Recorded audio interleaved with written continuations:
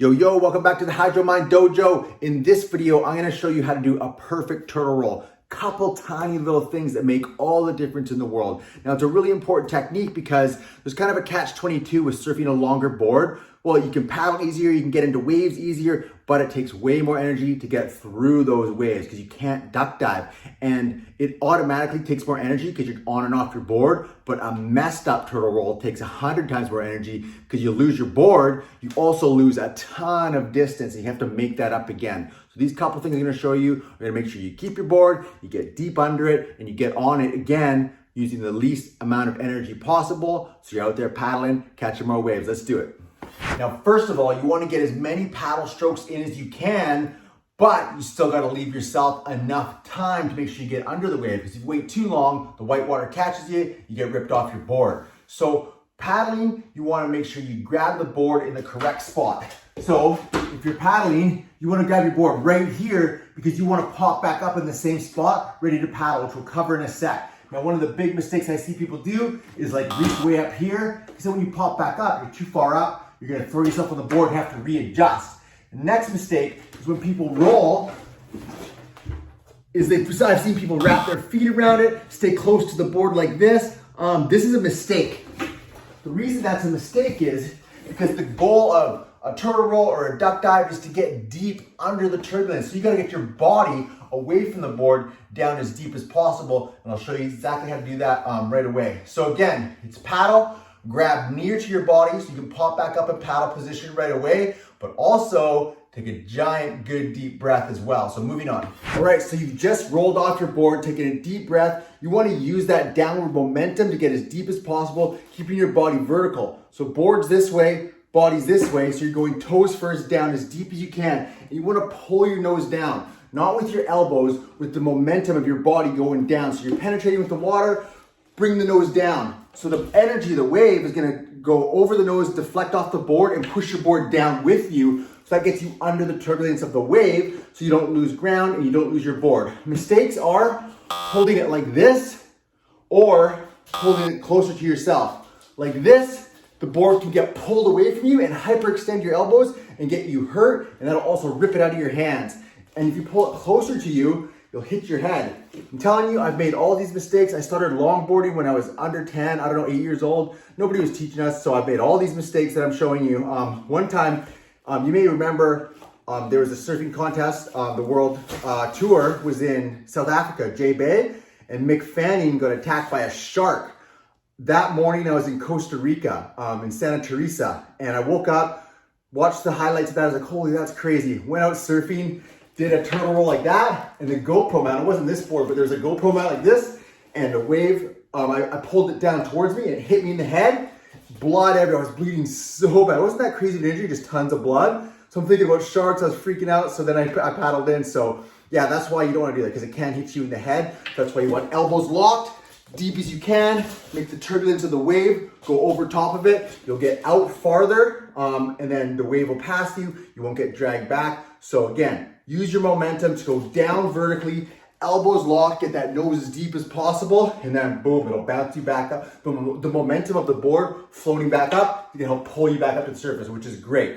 All right, this final piece is the most important because it will make or break your turtle roll. And this is what makes it take so much energy. Falling off your board is easy. Using that momentum to get you deep is easy. Getting back on your board from in the water takes all the energy. And you gotta do it right in one swift motion, landing exactly where you need to be so you can paddle immediately. And that's why I said, don't grab forward, grab right where you are. Comfortably paddling, chest is here, just grab there, flip, and then when you pop back up and your board rolls, there's gonna be a roll to it, right? You have to use that momentum, get your far elbow across. So I'm popping back out of the water, boom. I throw my elbow over the farthest part and try to land exactly like this, ready to paddle. So big mistakes are, if you come back out of the water, you lay beside the board for a sec, put your hands on it, throw yourself on, have to readjust. Oh, you're too far forward. Oh, you're too far back. Boom, next wave comes, you gotta turtle roll again, and you haven't gained any ground. So that's why it's so important. So I'll highlight the most important part again, is getting your far elbow over. So you're rolling, boom, on the other side of the board, because you're gonna have to paddle way out here, right? So your shoulder has to be past it like that. So again, one swift motion, boom, you land in the right spot and you're instantly paddling. These three things combined take a lot of energy when done incorrectly, but when you're swift and fast, it takes minimal energy and you're way, way faster, so you're spending more time paddling, less time messing around. Now the last piece is absolutely the most important. So another massive thing when you compare a duck dive to a turtle roll is a turtle roll, you're holding your breath longer, like a lot longer, and exerting yourself harder. So a duck dive, you just do a push. If you're good at it, you get under there, hold your breath briefly, ready to go. With this, it's a lot longer. So you're doing this endurance activity while holding your breath over and over. So you have low levels of oxygen. You probably already know that breath training is the best way to improve this. I call it oxygen efficiency. And what that means is you make each oxygen molecule go farther and last longer. So more work per breath.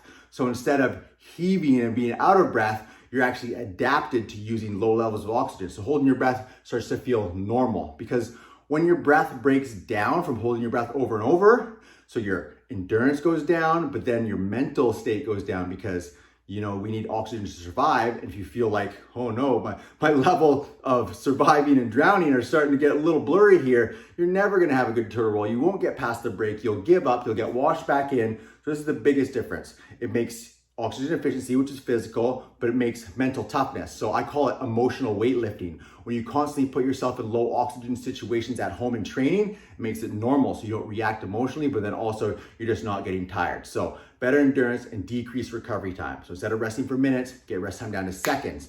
Do a long, deep turtle roll, get back on.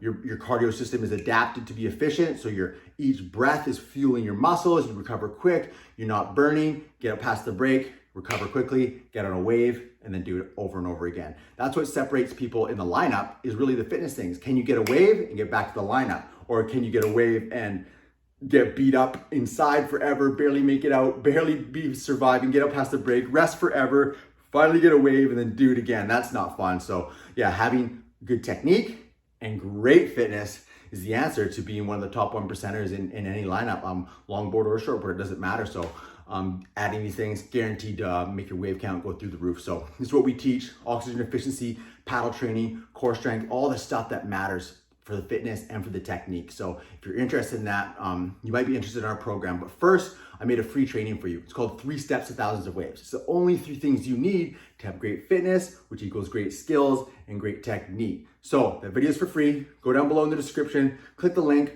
watch the video. It'll tell you everything you need to know about being a top 1% surfer, fitness, technique, and skill-wise.